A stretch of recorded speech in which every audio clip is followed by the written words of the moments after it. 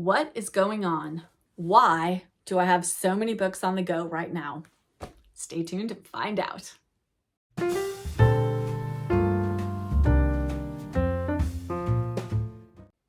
Hello book friends, I'm Jen and welcome to my reading life and welcome to a little reading update all about the books I am currently reading.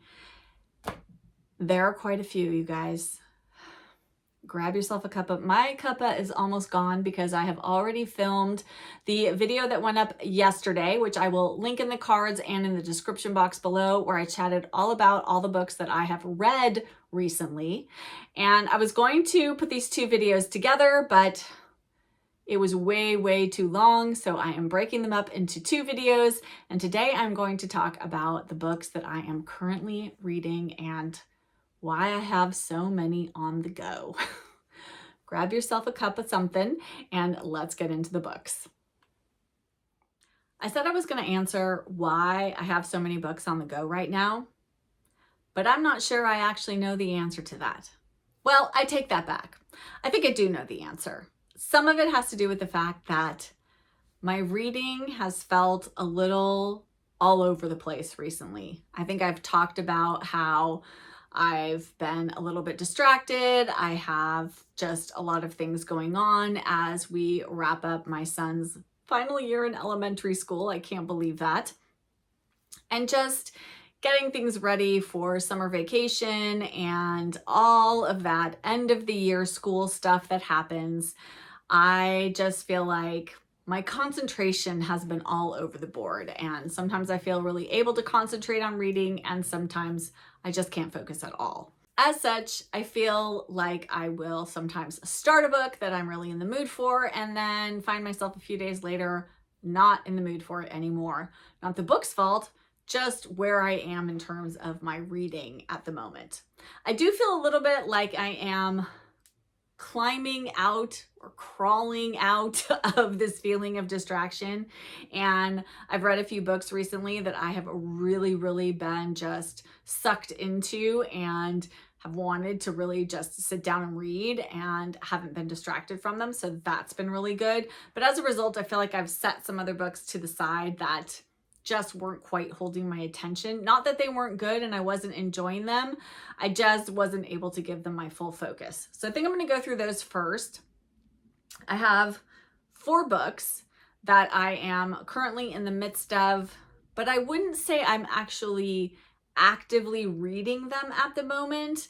I have kind of set them aside, though they're there for when I'm ready for them. And I am planning to finish them. The first book I'm going to talk about is Jane Austen's Bookshelf by Rebecca Romney. And I feel like I've been reading this book for a very long time.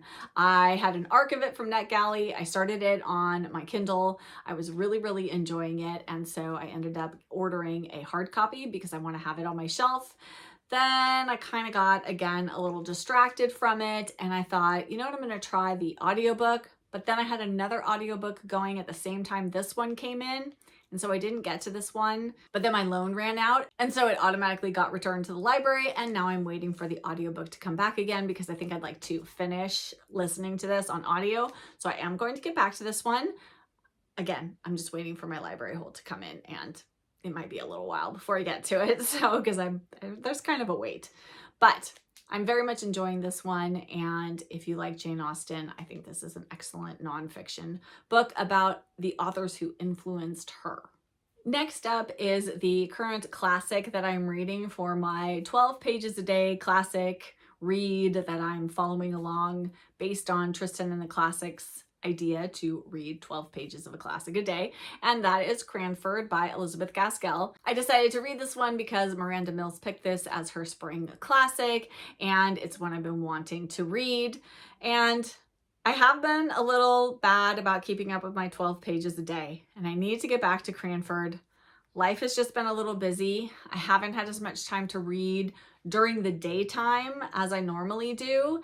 And so my classic pages have kind of dropped off because I don't normally read them like late at night before I go to bed because I'm too tired and I can't focus at that point in the day. I need to read something that needs my attention when I'm a little bit more awake in the day. So, but I am planning to continue on with this, and I'm not sure when Miranda Mills is having the discussion of this. It's this month sometime, but I'm not sure if I'll finish it in time for that. It's not this whole book. This is also includes some other short stories. So it's not very long, but we'll see when I get finished with it. Whenever that is when I will finish it. And then next up is The Country of the Pointed Firs and Other Stories by Sarah Orne Jewett. My Gilded Age buddy group decided to read The Country of the Pointed Firs, and so I have actually read that novella, which is in this little collection, but I would like to finish the short stories in here. But I did decide to just step away from it for a little bit. It is such a quiet, contemplative kind of read, and I was feeling like I needed something just a little bit more propulsive right now for where my reading is at the moment. I am going to come back and finish the stories that remain in this book. They're all connected to The Country of the Pointed Firs. They take place, I think, in the same main coastal town. And I think the stories also feature some of the same characters as well. But I really, really enjoyed The Country of the Pointed Firs. It was just so lovely. Sarah Orne Jewett's writing is beautiful. If you love authors like Wendell Berry or Marilyn Robinson, I really think that you would enjoy this. It was a lovely, lovely read, and I'm looking forward to finishing the other stories in this collection. And then next up is a NetGalley ARC that I am reading on my Kindle, and that is The Frozen People by Ellie Griffiths. And I believe this comes out in, I want to say July. I'll put on the screen the publication date for The Frozen People. It is a new book that Ellie Griffiths has coming out, and I'm not sure if it's going to be a standalone or if it's the start of a new series. But basically it is about a group of detectives who are part of what they call a cold case unit, but actually they can time travel. And in this, our main character, Allie, goes back to Victorian times because the group has been asked by a very wealthy person in London who's influential in the government if they can go back and clear his, I believe it's his great-grandfather's name, who was a suspect in some murders that happened. And so Allie goes back to Victorian times, and things go a little bit wrong when she gets back there. And so she has to kind of deal with that. And I am just past the point where she's sort of been rescued and brought back to the present day from Victorian times, and I need to find out what's going to happen next. But I just set this down because I needed to read some other things for book club. I needed to read Emma M. Lyon for my live, and I had some other buddy reads going on. So I am definitely enjoying this one, and I need to get back to it before I forget where I am in the story. And then my nonfiction pick, which is perfect for where my brain is at right now, is The Pleasures of Reading in an Age of Distraction by Alan Jacobs.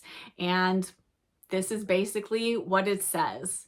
Sort of how to find pleasure in reading when we are distracted by all of the distractions in our modern lives. And I really feel like this is the book I need right now.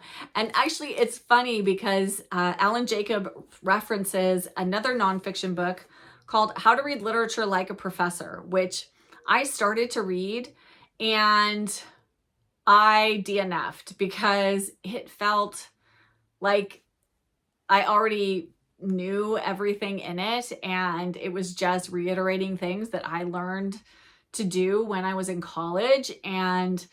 But I like what Alan Jacobs has to say about it, that basically it's like it's trying to teach you how to read, and you should just read, like he says, on a whim. Read what you want. Read what makes you happy. Read what you enjoy. Read if you want to learn about something. Read if you read about something in one book and that gets you interested in that subject, and then go read about it in something else. And, there's more to it than that, but that's just kind of a simple gist of one aspect of what he's talking about. But I'm very much enjoying this, and looking forward to finishing it. And then next up, and I am only about 20 pages in, but that's actually about a quarter of the way through this slim little novella, and that is A Month in the Country by J.L. Carr.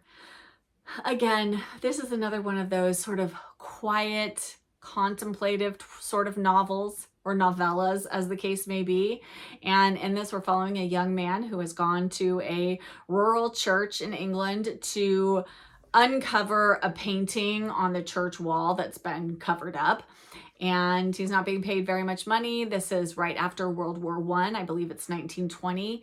And he's living sort of in the belfry tower of the church. And yes, we're just going to follow along. He has met another young man who is there doing some kind of archaeology excavation, and they're developing a little friendship. And yes, I'm just going to go along for the ride with this one and enjoy the story. And then lastly, because I just finished reading The Correspondent, which I talked about in my previous video last night. So today I decided that I was in the mood for the next Mrs. Polifax, and that is Mrs. Polifax and the Hong Kong Buddha.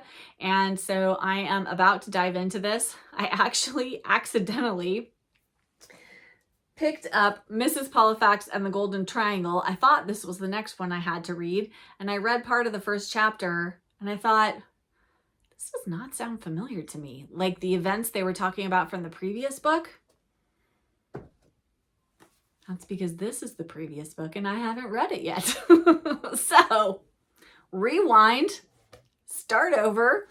I am diving into this one today. Very excited to spend more time, of course, with Mrs. Polifax, this time in Hong Kong. And that's it. Those are all the books that I'm currently reading. I'm hoping I will finish most of them before too long. We shall see.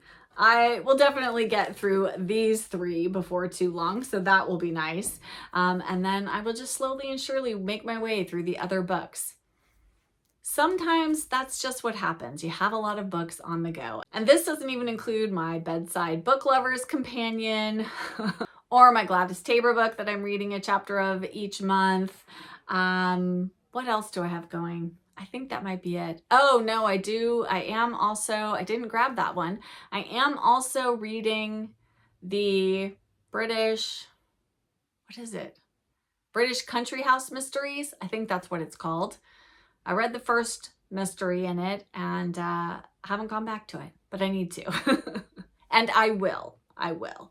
But first, I'd like to get through a few of these other things that I have going on as well. So many books, so little time. Well, thank you so much for watching this and spending part of your day with me. And I would love to chat with you in the comments. Have you read any of the books that I'm in the middle of? What are you currently reading right now? I would love to hear about that. Or what are you thinking about reading or about to start reading, or anything else bookish you'd like to chat about in the comments. I do love chatting with you guys down in the comments. But if you've made it to this point in the video and you don't have anything you'd like to add in the comments, if you could leave a little emoji. Let's do something from nature. I feel like I have quite a few books here that have things to do with nature in them. So leave me something that has to do with nature in the comments to let me know that you are here. Comments really do help my channel, and I really do appreciate seeing them. And knowing that you were here, that always makes me smile. So thank you so much for that. And if you could hit that like button and subscribe if you haven't already subscribed, I would love to have you join my bookish community. And as always, I'll be back with another video very soon. Bye.